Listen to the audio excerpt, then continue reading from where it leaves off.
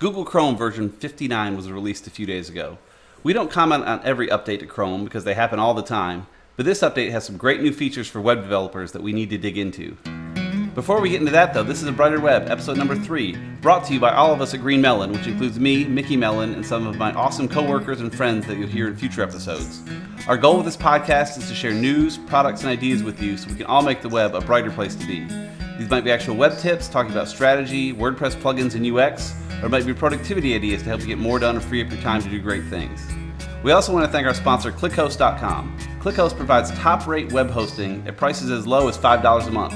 Visit clickhost.com/ABW for an exclusive 20% off discount for listeners of A Brighter Web.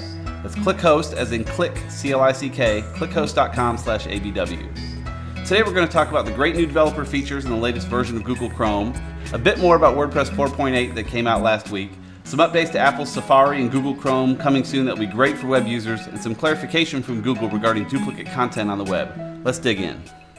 Google Chrome 59 came out last week, and while it doesn't seem much different on the surface, there's some great things in the page inspector for developers to use.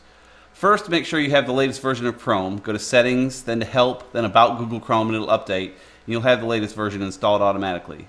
A few neat things if you inspect the element of a page to dig into the code, including CSS and JavaScript code coverage to see if all the code is actually being used on a page. You can maybe remove some extraneous code that's not being used. You can take full page screenshots. It'll automatically scroll for you and take screenshots all the way down the page. You can block requests from certain CSS and JavaScript, so you can block a piece and see how the page performs without that in there to see if it really matters, along with a lot of other great features. So go check that out. If you're a developer, you should be really happy with these new features in there. As we discussed last week, WordPress 4.8 was indeed released. This was a bigger update, so most of your sites will not automatically update to it. However, there were no security patches with it. Some great features, but no security, so no need to rush and update right away. I'd encourage you to get your plugins up to date, get a good backup in place and run it, but we've updated it on hundreds of sites. No big issue so far. The pieces you'll really notice are the new widgets, including the WYSIWYG text widget that lets you select bold, italic, and links in the little text widgets, along with the video, image, and audio widgets to make it easier to add those kind of elements to your site.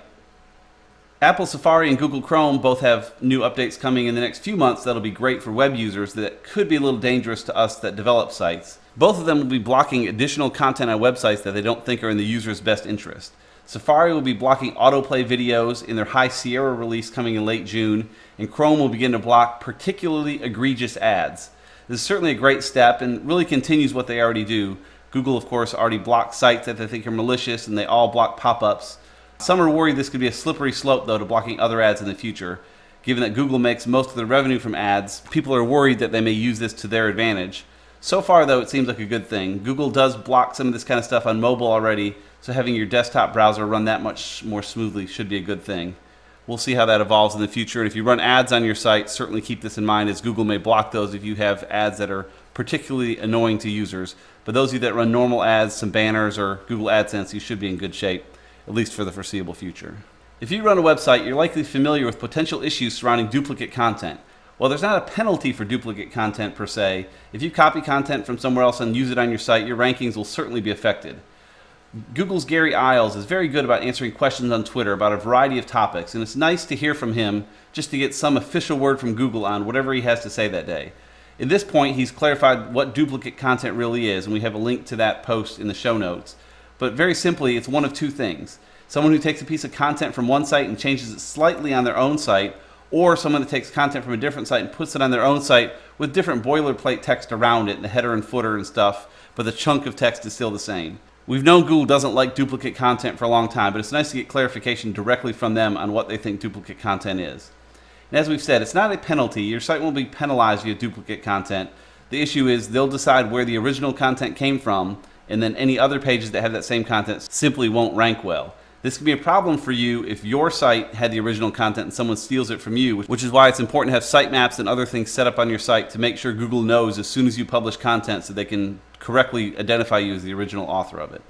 And lastly, for our tip of the week, we're going to talk about blog comments a little bit.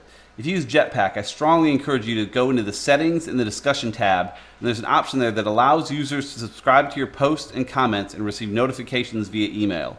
It's a simple little checkbox and make a big difference for your users.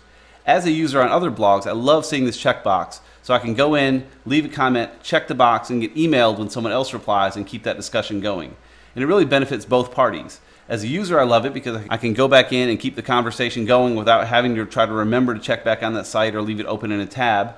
And as a website owner, it gives your users email notifications to come back to your site again and keeps your traffic level high and engagement strong. So if you use Jetpack on your site already, which most of you probably do, again, go to the settings to the discussion tab and allow users to subscribe to your posts and comments, and they'll get those emails. The other piece in there is not just comments, but it's also posts. People can check a box and subscribe to get your posts by email. You may have that set up via MailChimp or some other means, but making it super easy for people to subscribe, whatever way is easiest for them, is always a good thing. So that's all we have for this week. You can find me on Twitter at Mickmel, M-I-C-K-M-E-L, or learn more at greenmelonmedia.com. And you can find more about the podcast, including show notes and links at abrighterweb.com or on Facebook or Twitter at abrighterweb. If you're in the Atlanta area, come check out our meetup this week, where we'll be talking about using Feedly, podcasts, and other tools for staying on top of news and trends. If you're not in the Atlanta area, we'll be posting a recap on the site soon after the meetup, so you can check it out either way. You can learn more about that at abrighterweb.com/meetup. Thanks for listening.